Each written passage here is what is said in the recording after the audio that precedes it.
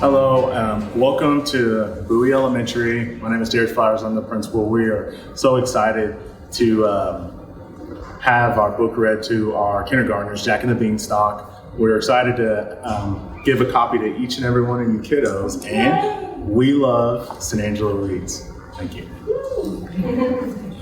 Bowie, I am so excited to be with you today. My name is Shelly Huddleston, and I work with San Angelo ISD.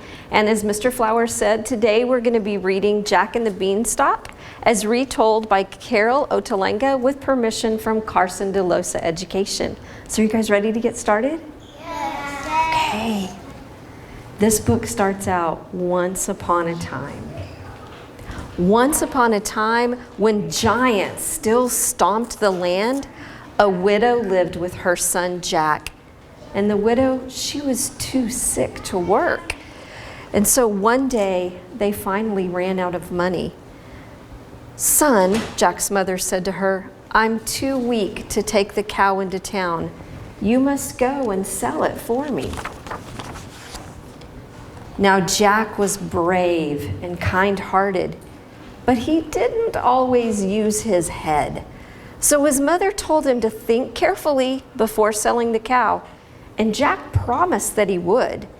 He was halfway to town when a man stopped him. Jack, said the man, I'll give you 5 magic beans for your cow. Jack thought, how could a stranger know my name? And how could he know that I'm selling this cow?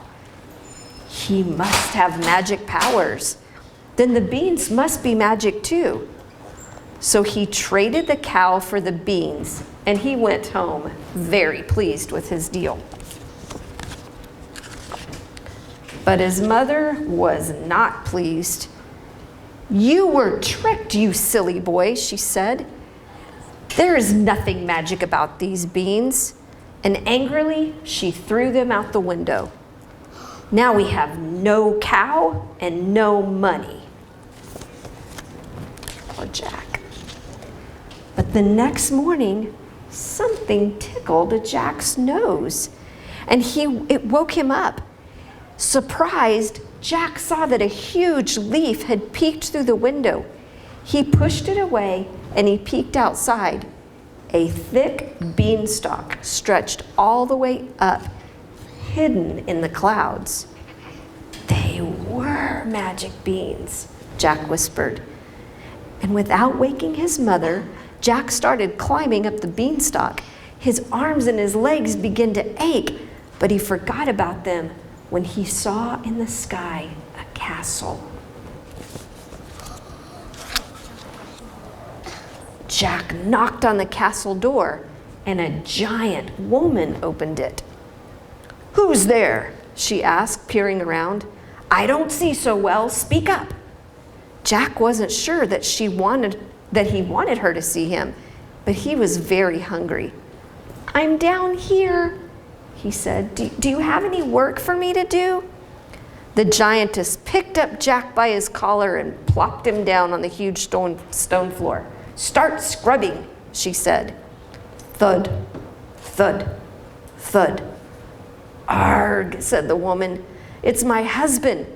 Quick, hide in the cupboard so he doesn't eat you. We can scrub the floor later.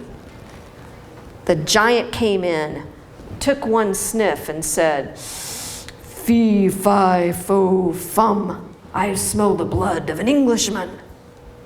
Don't be silly, his wife said. You only smell breakfast. Sit and eat while it's hot.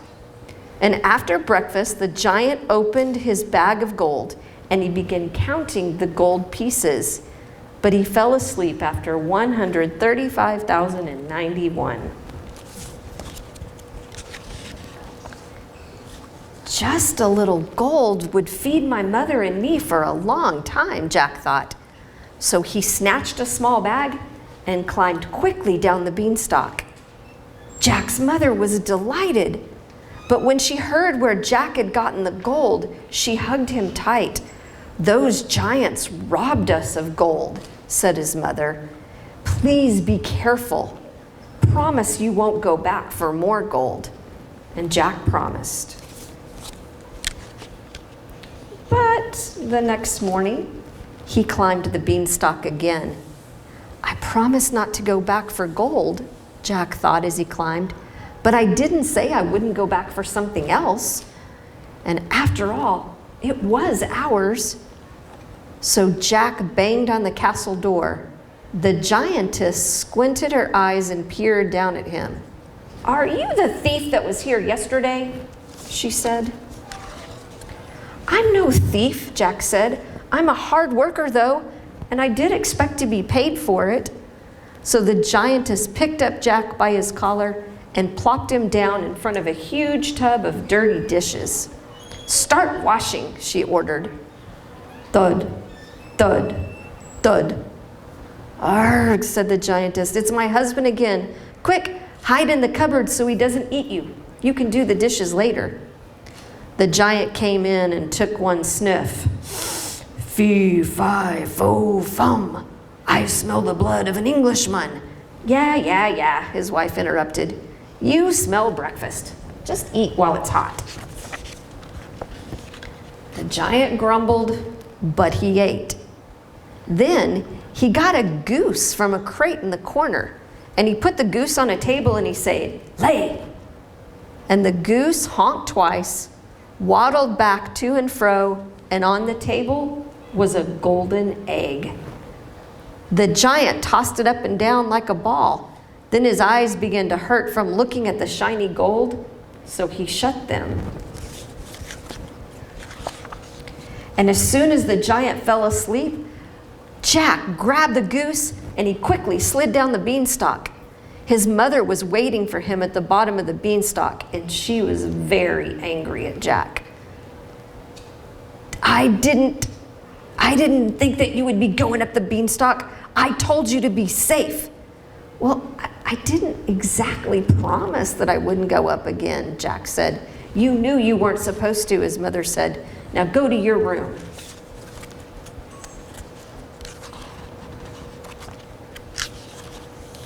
Jack knew that he shouldn't, but the next morning before his mother woke up, he climbed again back up to the castle.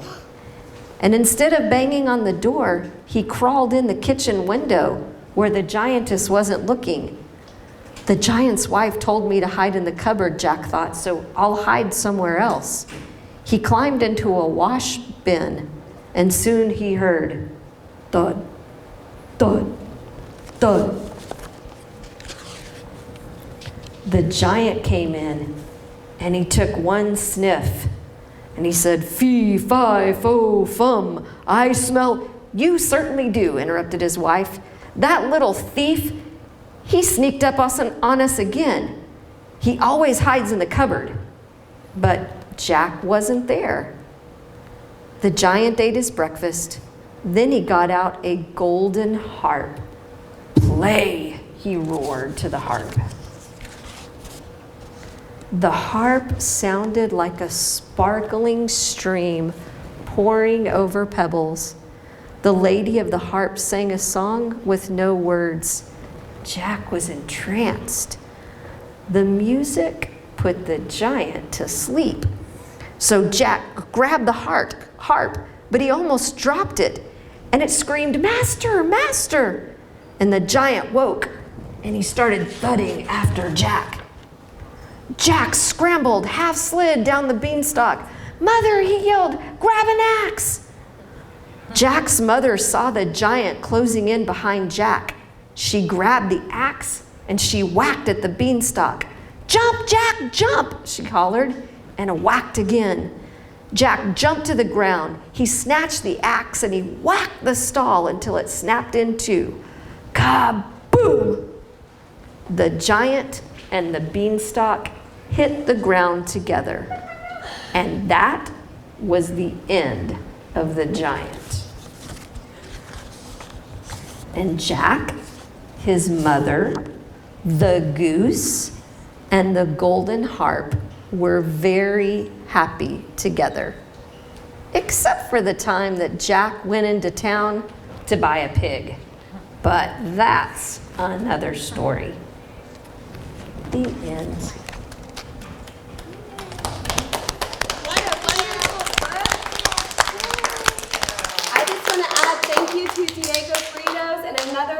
donor that made this possible. We really, truly appreciate the support from our community partners. Did y'all love that book? Yeah! I'm so excited you each get your own, so thank you so much, Mrs. Huddleston, and keep reading San Angelo.